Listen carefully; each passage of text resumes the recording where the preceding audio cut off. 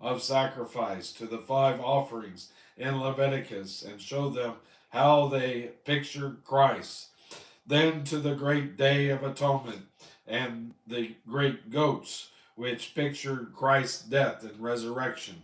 And he would cite Aaron's rod that budded, and the book of Jonah, which typifies resurrection. Then he would turn to Psalms 22 and Psalm 16. He would show them Isaiah 25 and Isaiah 53. He would point out that he was wounded for our transgressions and he was bruised for our iniquities. All we like sheep have gone astray. We have turned every one to his own way, and the Lord hath laid on him the iniquity of us all. So he could show them from the Old Testament scriptures that Jesus was to die and to raise again. The expectation of the Old Testament was not for this life only, but also for the life to come.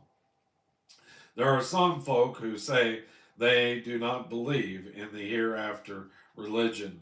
They want a here and now religion.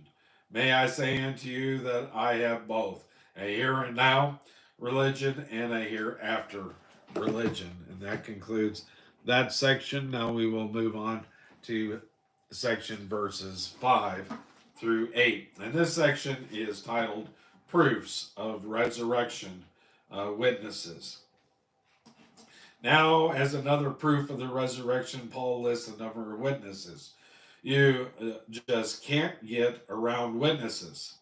Any lawyer today would love to have as many witnesses of his position as Paul lists here as proofs of the resurrection.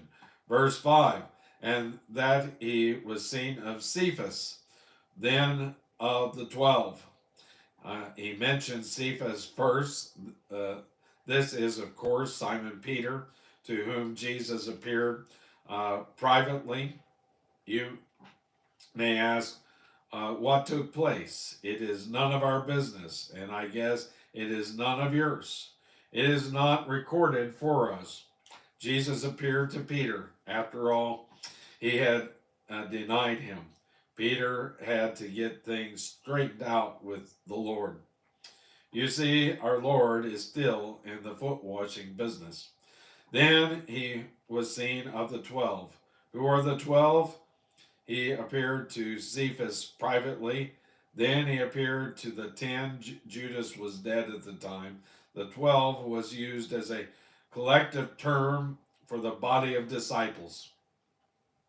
It does not necessarily imply the 12 disciples were present. However, when you put them all together and Paul joins them, you have 12 men.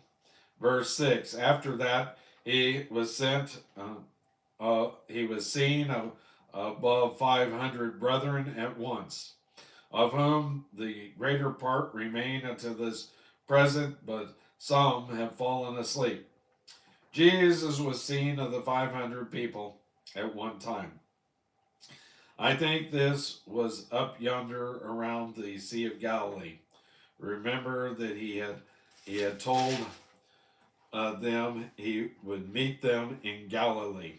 So I believe that his true followers went up to Galilee to meet him there.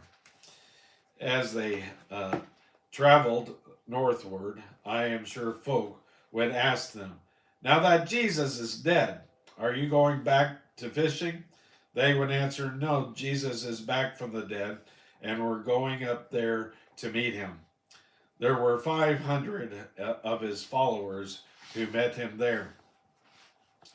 Verse 7, after that he was seen of James, then of the apostles, and lastly of all he was seen of me also, as one born out of due time. He was seen of James. This was probably a private interview. He was seen again by all the apostles. Lastly, he was seen of Paul. My friend, it is very difficult to argue with a man who has seen him.